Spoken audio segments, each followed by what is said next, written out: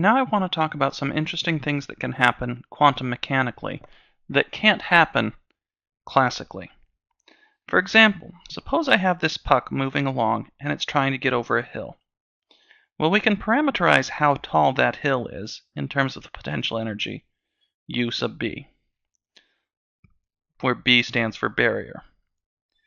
If the total energy of that puck, kinetic plus potential, is only this much, then as soon as the puck gets here, it has reached a turning point. It gets up to that point, and it can't go further and falls back down. Classically, it is completely stopped by this barrier. But it turns out that quantum mechanically, it is not quite completely stopped.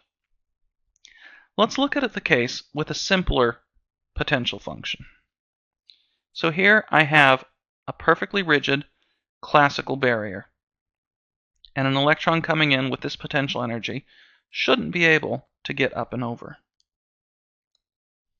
But now, if I look at Schrödinger's equation, my energy in this case is less than my potential energy in this region.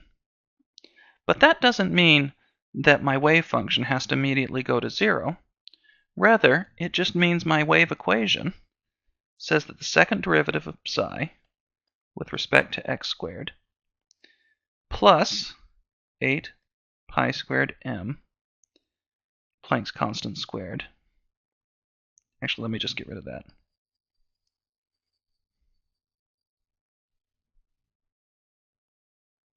It simply says that the second derivative of psi with respect to x squared minus kappa squared psi equals 0, where this time kappa squared is equal to 8 pi squared m over Planck's constant squared times the potential energy of the barrier minus the kinetic energy of the particle. So this is a positive number. But now if this is my wave function, copy that, go to new page. This wave equation is solved by psi equals some amplitude e to the negative kappa x.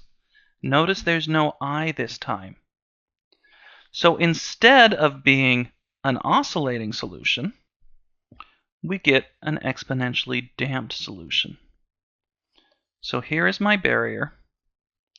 In this region that's classically allowed, my wave function would be psi is equal to some amplitude e to the I kx, which oscillates and maintains a constant amplitude, a constant magnitude.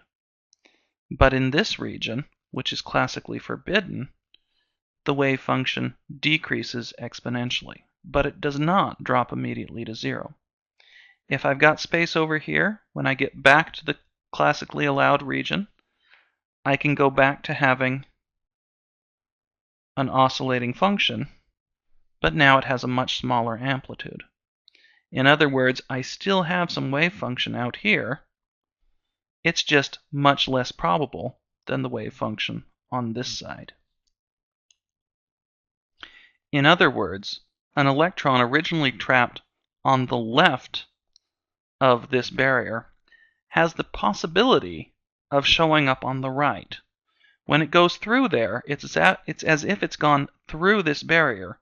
So we call this phenomenon tunneling. We say that the electron tunnels through the classical barrier and shows up on the other side.